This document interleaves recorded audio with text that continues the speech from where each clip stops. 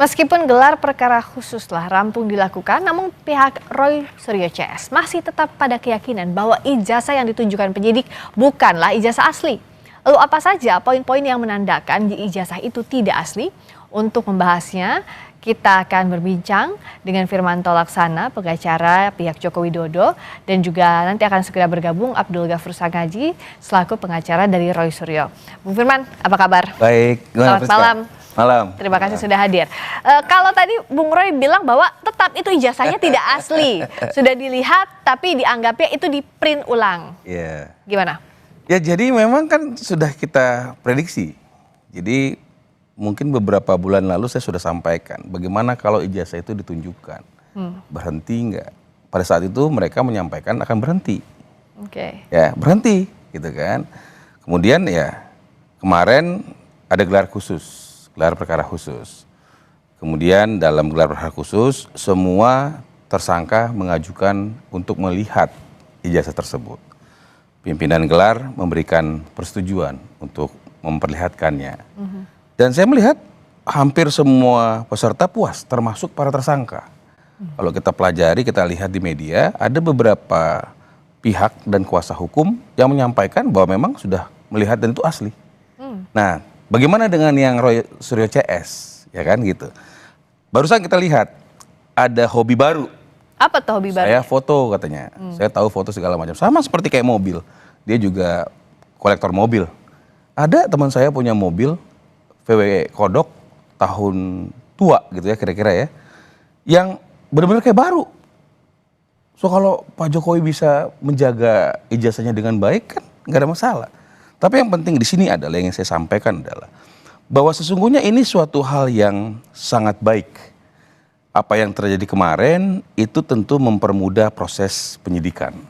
Dan kami memberikan dukungan kepada semua pihak termasuk kepada Polda Metro Jaya karena kemarin sudah diperlihatkan kan. Dan tentu kalau masih mau berdebat terus ya memang kita harus lakukan pemeriksaan di pengadilan. Jadi kalau tadi Bung Roy bilang bahwa itu ijazahnya tidak asli dari sisi foto dan sebagainya, Anda menganggap ya itu harusnya dibuktikan di pengadilan saja? Ya pasti akan disampaikan terus seperti itu. Karena yang sudah-sudah mereka menyampaikan tuduhan palsu itu kan dugaan fitnah dan pencemaran nama baik seperti itu ya. Tapi belum punya bukti. Hari ini disebutin lagi.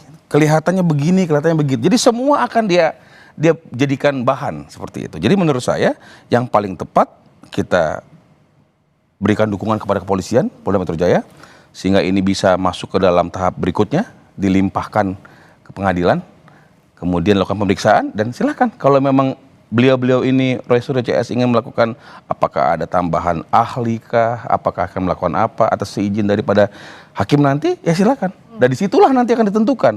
Kan seperti itu. Dan kita kita memiliki hukum positif, apa yang menjadi putusan dari hakim itu yang benar, kira-kira seperti itu. Oke, nah pihak-pihak yang dianggap cukup untuk ijazah ini sudah ditunjukkan, itu siapa saja dalam perkara kemarin? Kemarin saya ada lihat itu pengacaranya Pak Egy ya, saya lihat ada di media kemarin.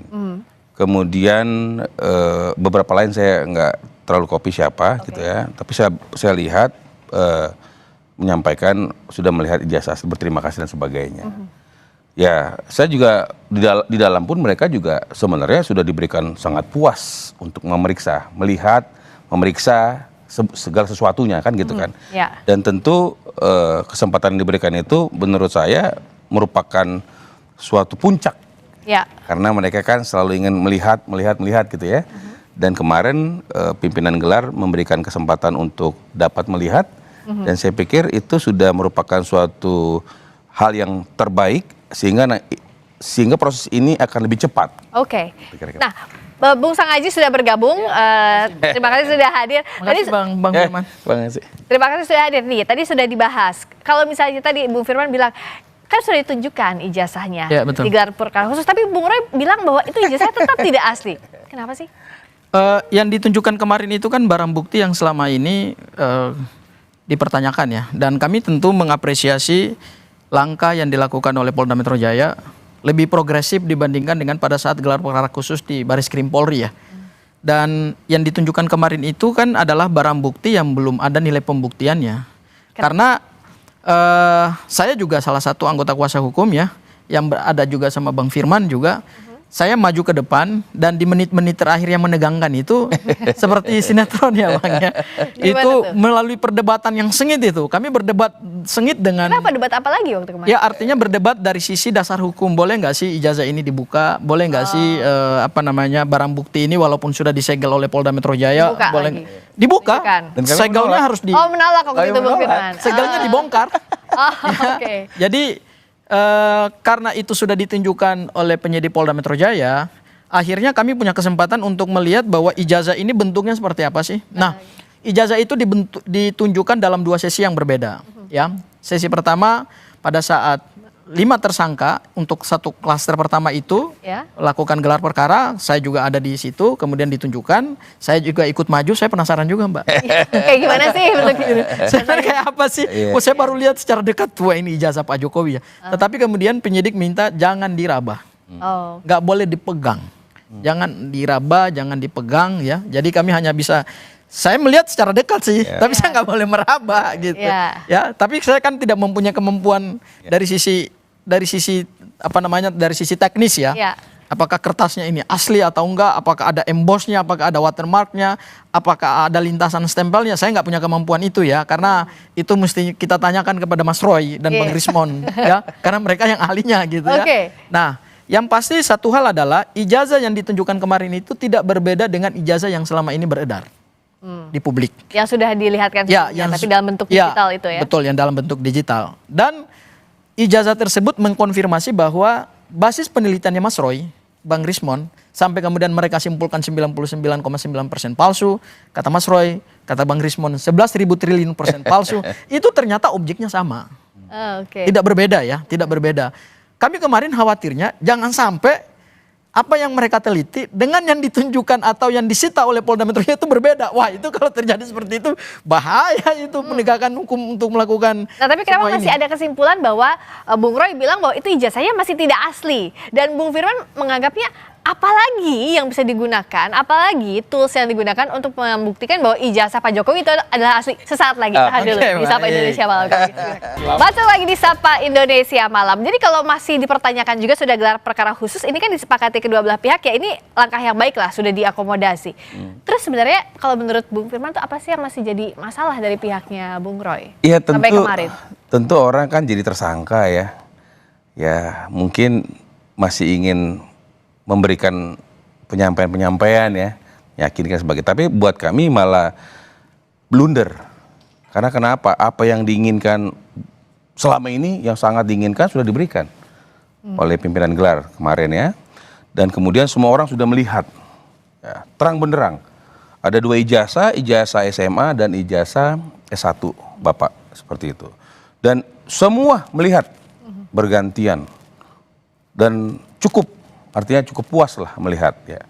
Masalah yang disampaikan sebagai itu kan ya subjektif ya.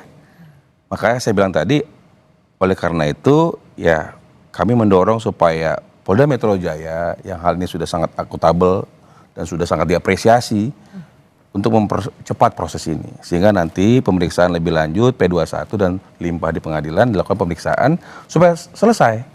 Jadi tidak ada lagi hal-hal yang menjadi ada kepastian hukum. Baik. Saya rasa itu. Kalau Pak Jokowi juga terakhir bilang bahwa lebih ingin ini dibawa ke pengadilan.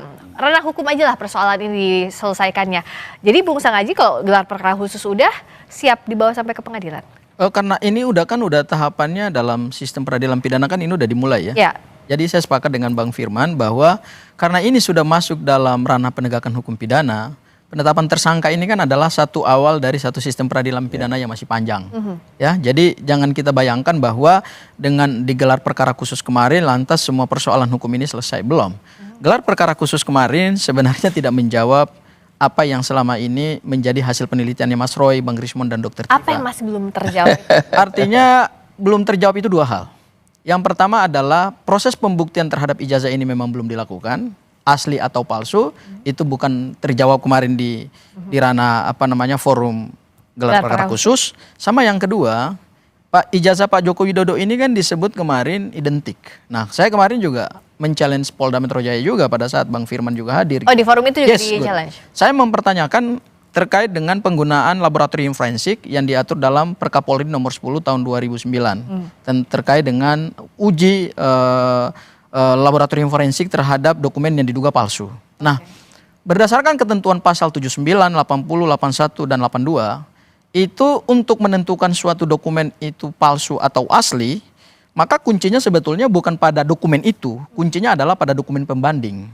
Ya, nah kemarin itu saya challenge juga kepada Polda Metro Jaya. Sebetulnya ada dua hal. Yang pertama adalah ijazah pembanding ini ijazahnya siapa?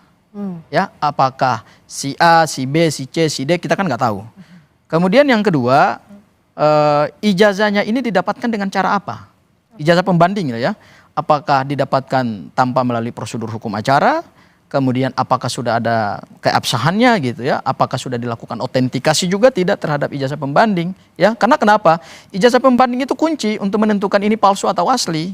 Karena tidak mungkin kita hanya melihat menerawang satu dokumen yang diduga palsu itu hanya dengan melihat dokumen itu saja. Kita harus menyandarkannya pada dokumen pembanding gitu. Nah, kemarin Polda Metro Jaya tidak memberikan kesempatan kepada kami untuk mengakses 13 ijazah dokumen pembanding gitu. Dan kemarin juga belum ada penjelasan yang komprehensif dari penyidik terkait dengan 13 dokumen pembanding. Karena 13 dokumen pembanding itu oleh penyidik Polda Metro Jaya masih disegel. Dan semua barang bukti itu memang kemarin kami lihat dibawa dalam satu rak yang bisa didorong gitu ya. Dan itu mereka hanya bisa menunjukkan bahwa ada 13 ijazah dokumen pembanding yang sudah diuji di laboratorium forensik, hasilnya identik.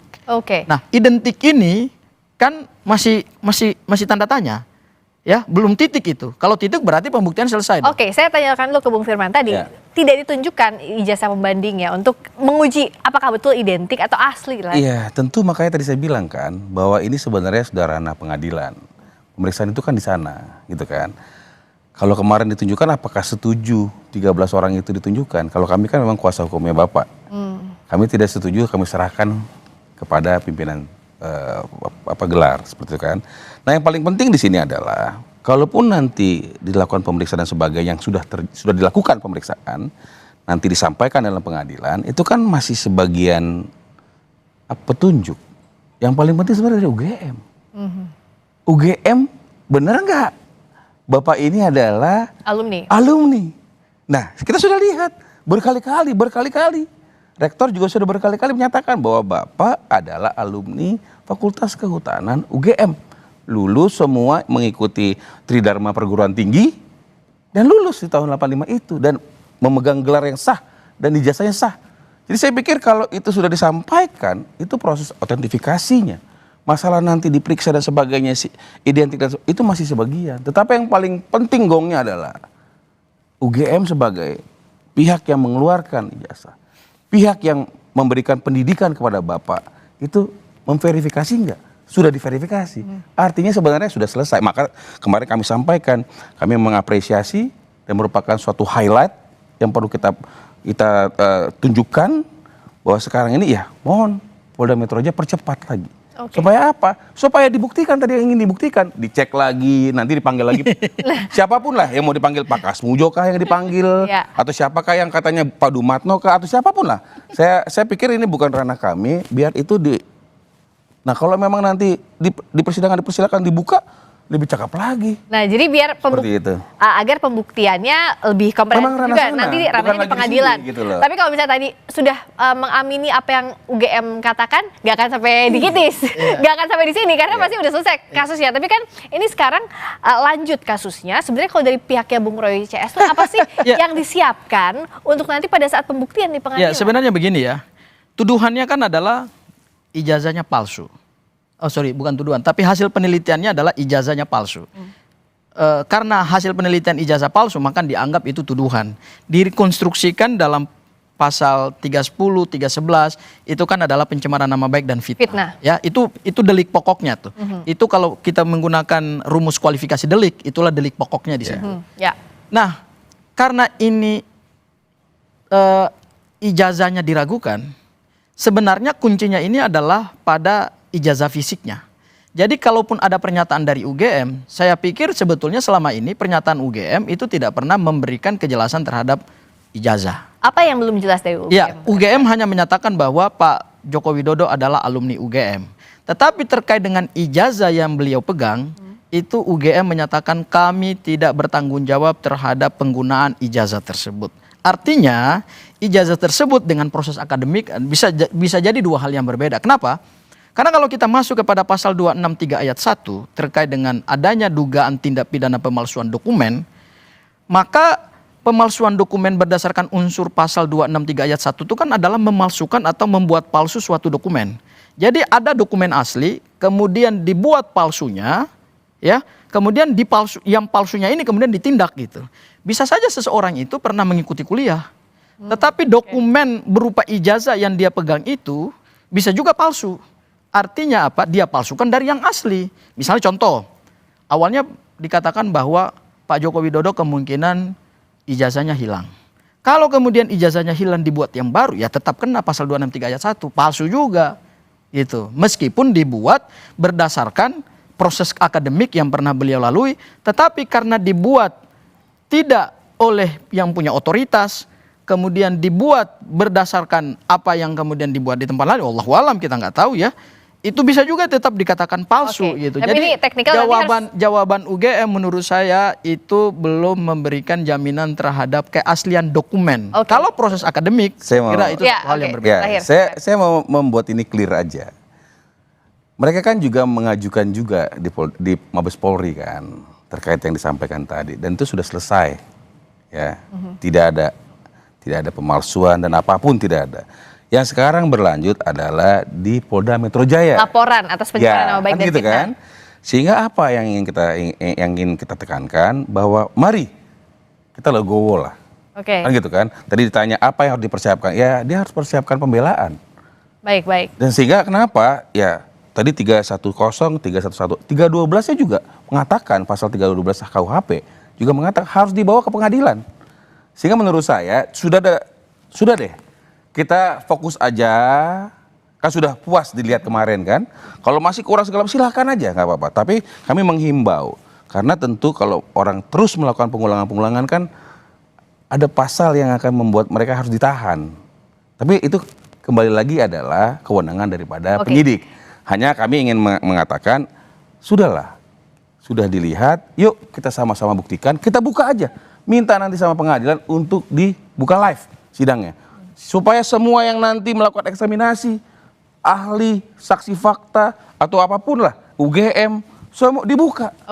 Sehingga terang benderang. Jadi sekarang saya kira begini, tanpa Pak Firman minta begini pun, sesuai dengan hukum acara pidana yang sudah diatur dalam KUHP, itu pasti jalan otomatis gitu. Itu sudah enggak gini. Itu sudah rulesnya yang diatur dalam KUHP, bahwa penetapan tersangka, kemudian pemeriksaan saksi-saksi, ahli meringankan, kemudian ada saksi meringankan, kemudian setelah itu pemberkasan, kemudian dilakukan tahap 1, yaitu berkas perkara dikirim kepada jaksa penuntut umum, kemudian Kejaksaan Agung atau Kejaksaan menunjuk jaksa penuntut umum dengan P16. Kemudian setelah itu jaksa penuntut untuk meneliti berkas, kemudian kalau kurang di P19, kalau memenuhi syarat materi dan syarat formil baru P21, baru kemudian dilanjutkan. Itu teknis yang hukum acaranya sudah rigid gitu. Tanpa diminta pun oleh Bang Firman, itu otomatis jalan. Cuman bukan itu persoalan kita.